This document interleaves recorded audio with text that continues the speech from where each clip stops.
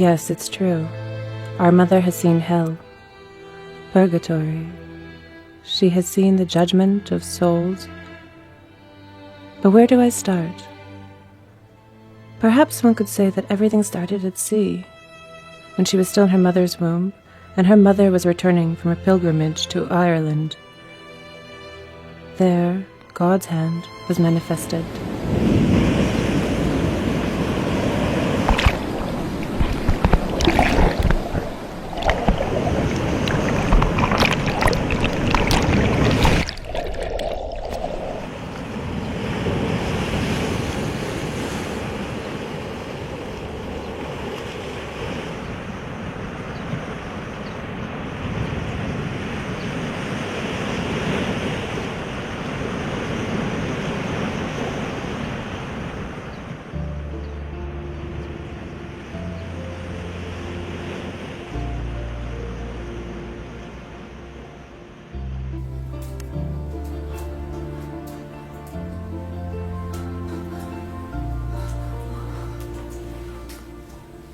You were saved from death for the daughter you carry in your womb.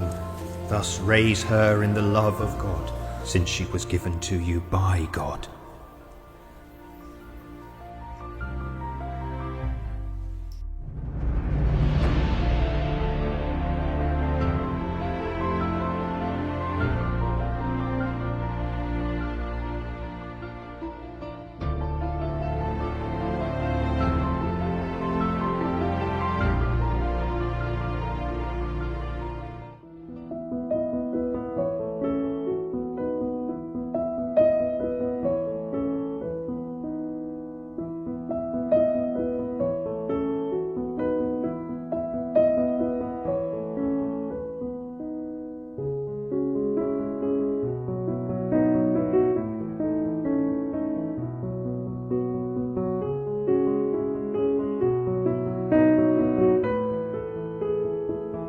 The noble woman, Birgitta Birgersdotter, related to the family that ruled Sweden from the middle of the 13th century, world-renowned as Saint Birgitta of Sweden, belongs to a specific period in the history of the Church.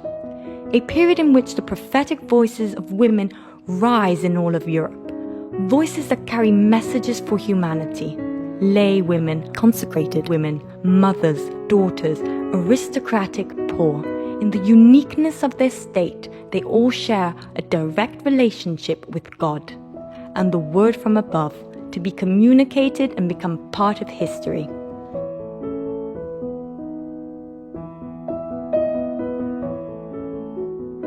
As you know, St. Bridget was a mother of 8 children, and there are stories of her already as a child receiving some visions. But the visions, revelations, we usually call them revelations, that she was known for, they began in the middle of the 14th century. And she was called by Christ, she experienced a calling to be the bride and channel or mouthpiece of Christ, the sponsa et canale of Jesus Christ.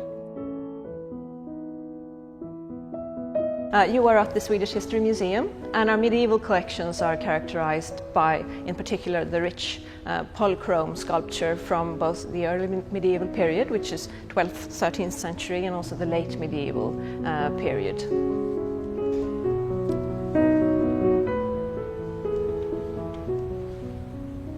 In difference to a lot of other reformed countries in Europe, Sweden did not have an iconoclasm, and a lot of the medieval art remained in the churches.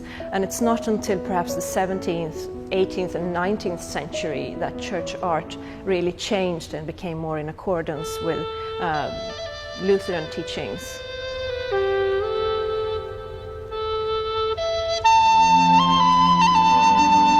There was a great impact of Saint Birgitta on Swedish ecclesiastic art, both because she became a very important saint, so she's pictured in a lot of altarpieces, for instance the one behind me, but also because some of her visions were represented in art, for instance the very famous vision of the birth of Christ, a vision she had in Bethlehem.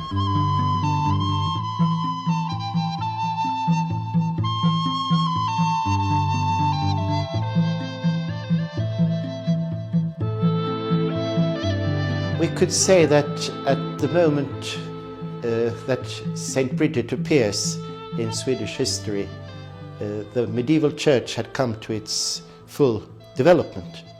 You know, Sweden received Christianity quite late, but at that time the church was established, many monasteries were established, especially Cistercians, and those monasteries were very important for her, and their spirituality meant a lot for her. But we could say God had prepared the way for her, and she could really be in the heart of the church. We know that the church meant so much for her. We shall see later on in her life that she saw herself as really a person that had a special vocation for the church, for the Pope. But the main thing, of course, was her personal vocation to be the bride of Christ, to live this personal relationship and receive his messages and transmit them to the church and the society of her time.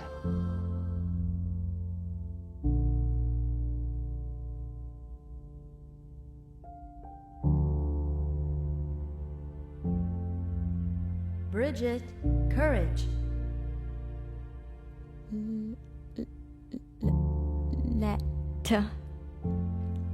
Let us rejoice and be glad and give him glory. For the wedding day of the Lamb has come. His bride has made herself ready. What does it mean, Mother? Who is the bride of the Lamb? It means that Christ, the Lamb of God, has married the church. No, read me more, Mother. We have to go now, Bridget.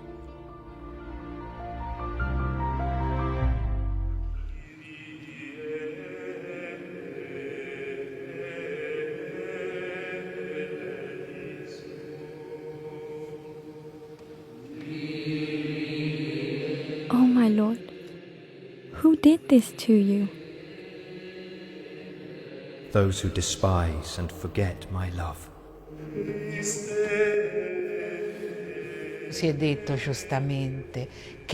It has been rightly affirmed that St. Francis was the father of mystical women.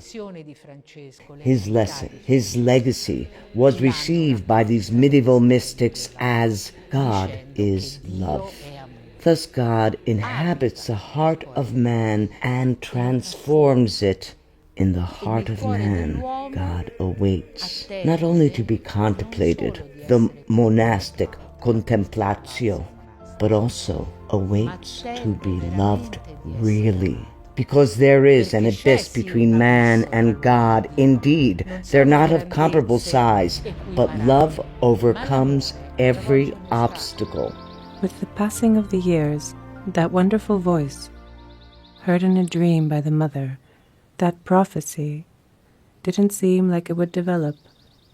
In fact, pretty soon, she was offered in marriage to a young nobleman, Ulf. In her heart, there was the desire to enter a monastery, but she did not want to say no to her father, and so she accepted. These are the years of unrest in Sweden, years in which the battles for power lead to acts of atrocity and violence of brother against brother. Birger! Birger! Let me go! Let me go! Brother, what are you doing? What are you doing? Birger! Birger! Let me go! Let me go! Brother! Brother! Birger! Birger!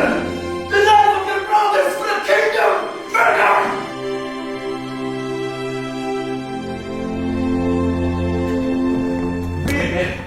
Of hunger?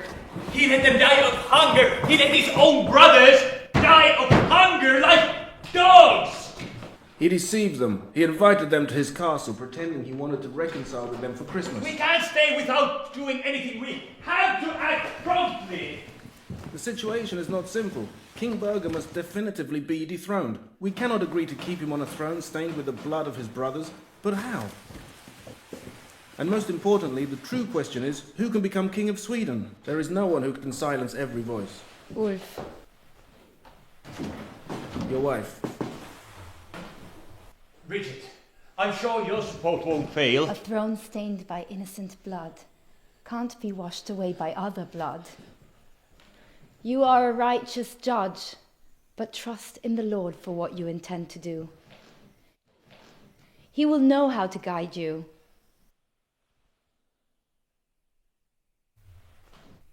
Little Magnus,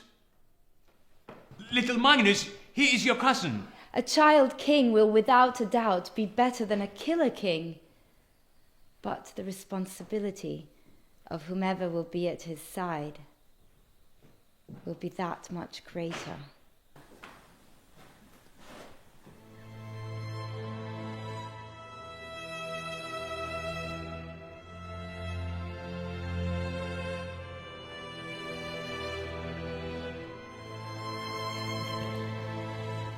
Our parents felt called to commit themselves to justice and peace in Sweden. My father had important assignments at the Royal Council. He traveled a lot, while my mother chose the better part.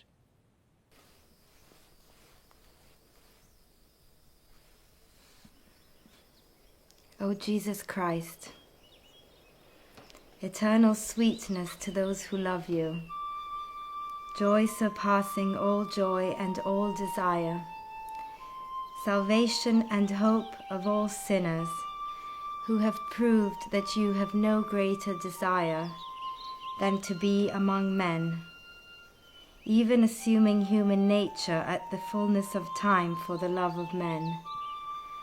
Recall all the sufferings you have endured from the instant of your conception, and especially during your passion, as it was decreed and ordained from all eternity in the divine plan.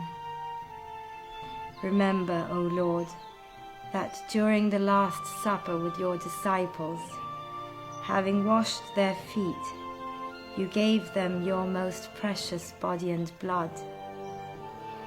And while at the same time you did sweetly console them, you did foretell them your coming passion.